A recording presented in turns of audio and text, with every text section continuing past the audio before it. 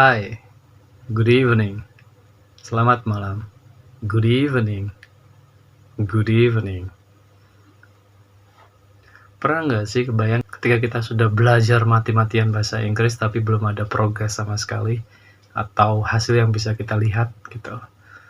Ada kalanya kita perlu mengetahui penyebab utama, selain dari target kita untuk menguasai skill bahasa Inggris, tapi faktanya masih belum bisa kita dapatkan sama sekali.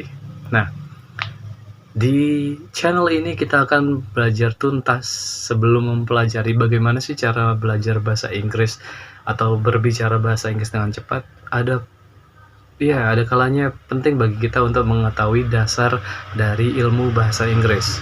Sama halnya seperti ketika kita membangun rumah, ya sebelum membuat desain yang begitu unik dan mewah, kita membutuhkan pondasi yang kuat dulu.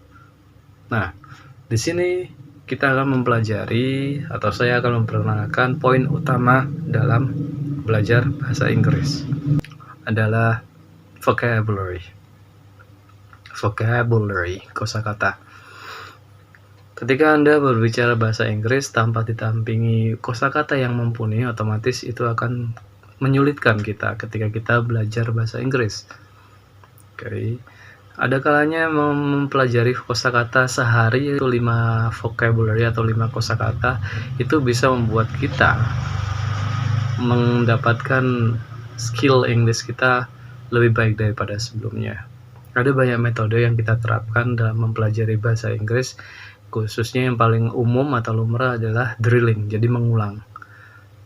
Semisal satu hari ini Anda menggunakan 5 kosakata yang sangat familiar atau identik dengan kegiatan sehari-hari, makan, minum, mandi, BAB, terus kencing. Nah, Anda bisa ulang kata tersebut atau kosakata tersebut dengan menambahkan subjek.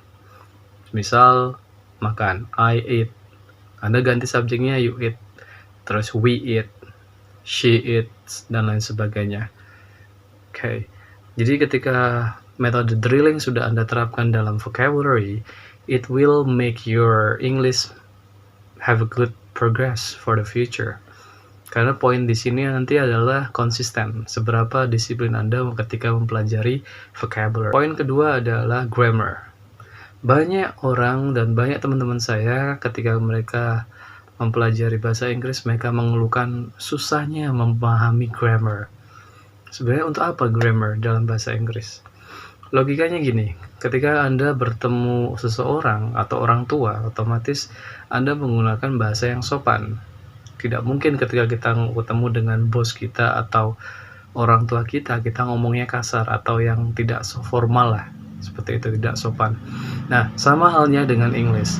Ketika Anda belajar bahasa Inggris, otomatis ada bahasa yang kita anggap sopan dan kita gunakan ketika kita berada di lingkungan kerja atau ketika kita ngobrol atau berbicara dengan orang yang lebih tua. So that's why we need grammar. Disitulah grammar atau tata bahasa dibutuhkan untuk membuat ucapan kita, untuk membuat omongan kita jauh lebih sopan dan jauh lebih dihargai dan dihormati oleh orang lain. Disusah? Yes. Cuma kalau Anda menerapkan grammar ke dalam aplikasi speaking itu sangat berbeda dengan grammar yang Anda khususkan untuk persiapan TOEFL atau IELTS atau tes lain sebagainya. Oke. Jadi menurut pengalaman saya, kalau kita belajar grammar untuk persiapan tes TOEFL atau IELTS dan lain sebagainya, Anda akan menemukan banyak rumus di situ. Tapi ketika Anda menerapkan grammar untuk pengaplikasian atau penerapan speaking, jadi ada beberapa poin yang perlu kita ambil dari grammar, tidak semua. Khususnya tenses. For example, ketika Anda bahas tentang presentation, nah, Anda bisa mengambil tenses simple present. Ketika Anda membahas tentang masa lampau, Anda gunakan simple past. Dan ketika Anda mempunyai rencana dan Anda ingin utarakan rencana Anda, so you can use simple future. Di situ poinnya. Jadi tidak perlu mempelajari semua detail rumus atau poin dari grammar. Ketika Anda tujuan belajar grammar untuk diterapkan ke speaking, jadi ada beberapa poin yang perlu Anda pelajari di grammar, tidak semua. Nah, dengan tujuan nanti di situ Anda bisa membackup speaking Anda ketika Anda presentasi atau interview atau bahkan berbicara ya dengan orang yang lebih tua gitu. Point number 3, poin ketiga di sini adalah pronunciation, pengucapan. Sama halnya dengan vocabulary dan grammar, pronunciation atau pengucapan itu sangat dibutuhkan ketika kita belajar bahasa Inggris, khususnya dalam speaking. Oke. Kenapa sangat penting? Ketika kita tidak mempelajari pronunciation, maka akan ada misunderstanding atau miscommunication. Salah paham itu pasti akan terjadi ketika kita tidak mempelajari pronunciation. Kita ambil contoh. Ketika saya mengucapkan kata look, she's beautiful, yang artinya lihat, dia perempuan tuh cantik, sama look, she's beautiful, lihat, laut itu cantik. Nah, perbedaan antara dia perempuan dan laut itu sangat berbeda. Oleh sebab itu, kita mempelajari pronunciation di sini. Ketika Anda mengucapkan dia perempuan, maka harus ada namanya stressing, penekanan di situ. She's, look, she's beautiful. Dan ketika Anda mengucapkan laut, maka tanpa ada namanya penekanan, she's beautiful. Dalam kelebihan lain dari pronunciation di sini adalah, for example ya, seperti contoh, ketika Anda mau menggunakan kalimat positif menjadi sebuah pertanyaan.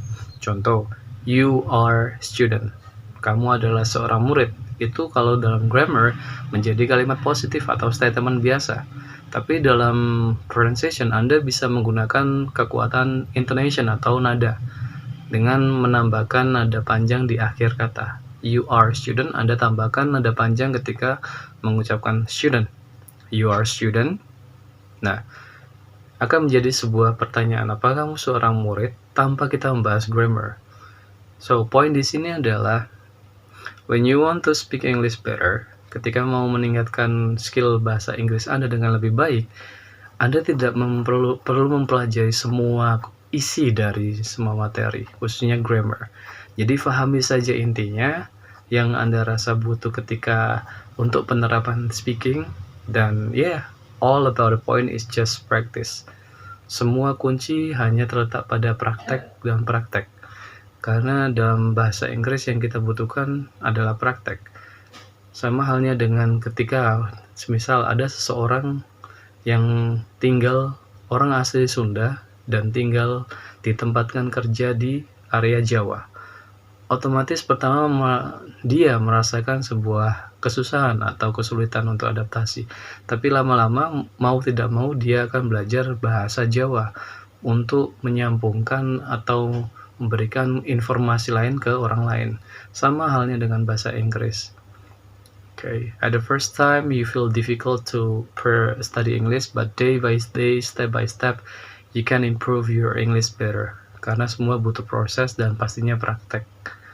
Okay, it's impossible kalau Anda tidak pernah praktek dan hanya lebih mementingkan teori, susah.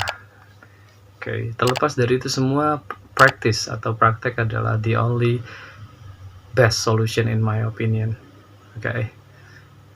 So if you have any comment or if you have any question, feel free to comment at our column. Silakan komen di bawah kalau ada beberapa pertanyaan atau mungkin sharing.